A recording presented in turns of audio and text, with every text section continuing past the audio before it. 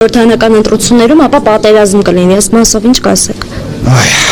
Նախ ցավում եմ, շատ եմ ցավում, որ Նիկոլ Փաշինյանը եւ իր թիմը այդ ամենա ասենց ասեմ չընդունված մեթոդներին են դիմում, որպեսզի վերարտադրվեն։ Իսկապես շատ եմ ցավում, որ ժողովրդին վախեցնելու ամեն ինչ մենակ թե վերարտադրեն, ժողովրդին վախեցնում են, աղաբեկում են, շանտաժի են ենթարկում, որպեսզի իրենք այնքանա, որ իրենք նորից գնան եւ շարունակեն իրենց կառավարումը։ Նախ ես քանի որ ճարտարագիտական համալսարան եմ ավարտել, մաթեմատիկային շատ մոտիկ կանգնած մարդ եմ, մաթեմատիկոյն եմ ուզում խոսել, այսինքն իրենց ասելով ինչն է, որ եթե իրենք չեն ընտրվում, չէ,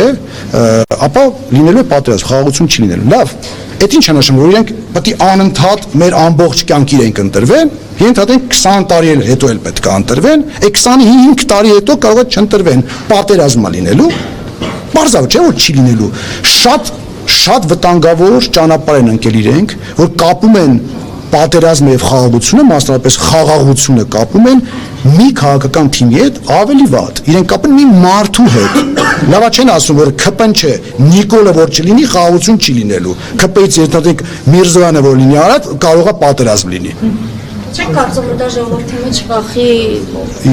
անբարոյական եմ համարում, ցեղասպանություն տեսած պատերազմներ տեսած ժողովրդին վախեցնել պատերազմով։ Դա անթույլատրելի եմ համարում, այդպիսի բան չկա, չկան քաղաքական թմեր, որոնք գալիս են ու ուզում են պատերազմ անեն, չկան, որովհետև դա խելամիտ չի։ Պատերազմ անելու համար կամ մտքի համար առնվազն, հա, մարդիկ պետք է գնահատեն իրավիճակը։ Պարոն Մարությյան, ձեր հետ կապված կա մեղադրանք ԿՊԱ-ականների կողմից, որ պատերազմի թեժ շրջանում դուք 4 անուն գույք վաճառել եք, ըստ ձեր հայտարարագրի 590 միլիոնի գույք վաճառել եք եւ ձեր շահերի կենտրոնը Հայաստանը չեք տեսնում, ձեզ հարցադրում էին այս համատեքստում հնչեցնում, թե դուք ել ոնց եք պատկերացնում Հայաստանը ղեկավարել, երբ ձեր կապիտալը Չեխիայում է, ձեր երեխաները Չեխիայի քաղաքացի են, խնդրում եմ այս հարցերին։ Շատ շնորհակալ եմ, ինչպես միշտ, եթե այդպես են ասել, ես ձեր խոսքերն եմ ասում պատերազմի օրերին, դա նույնպես ստում են, եթե այդպես են ասել, կամ միգուցե իրենք խառնում են Ուկրաինայի պատերազմի հետ, որովհետև դա 22 թվին էր եղել, եւ ես մշտապես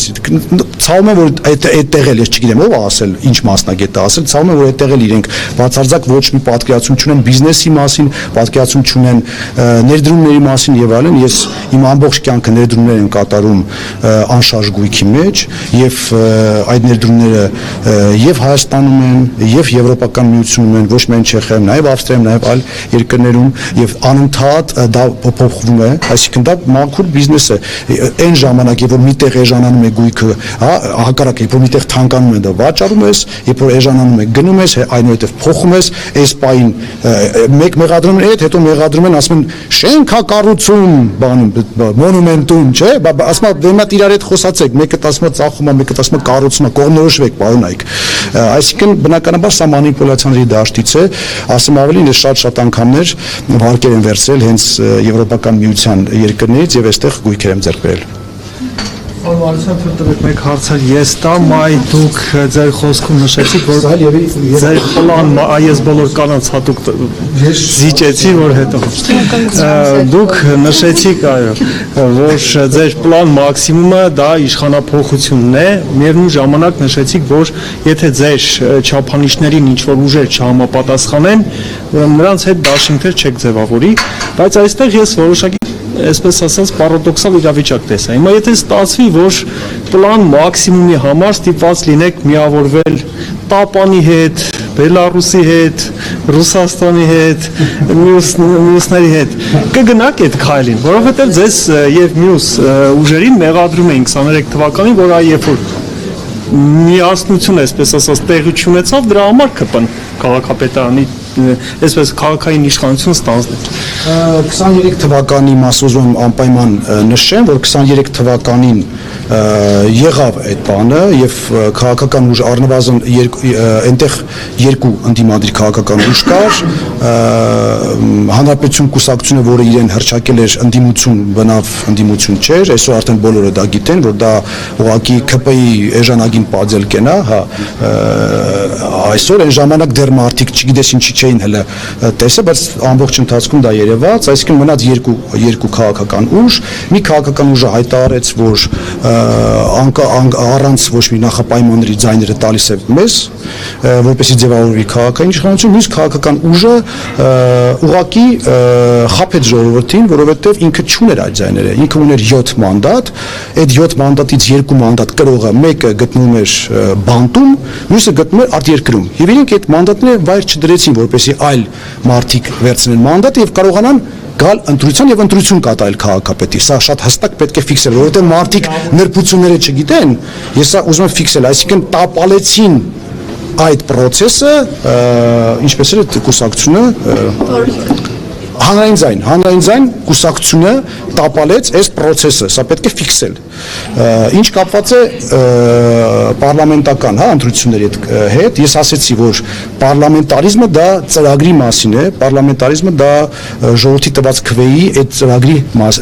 ծրագրի համար ժողովրդի տված քվեի մասին է։ Եվ եթե այդ ուժերը, որոնց հետ մենք պետք է, եթե պետք է նստենք սեղանի շուրջ բանակցենք,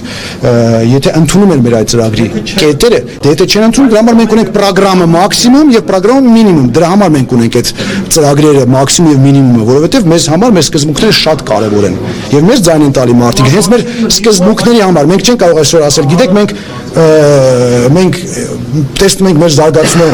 Եվրոպայում, մեկ էլ գնում ես միավորում ես ուժի հետ, որը բացարձակ չի տեսնում մեր զարգացումը Եվրոպայում։ Այսինքն եղավ կներեք, այսինքն եղավ այն, որ ձենը մարդիկ ինչի համար մեզ տվել են, մենք իրենց նորից խփում ենք։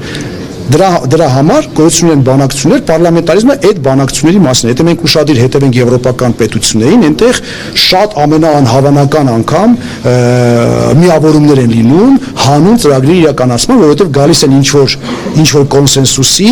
այնուամենայնիվ ասում են, օքեյ, քո ծրագրի այս մասը կանենք, իմ ծրագրի այս մասը եւ ի վերջո կարողանանք գնալ առաջ։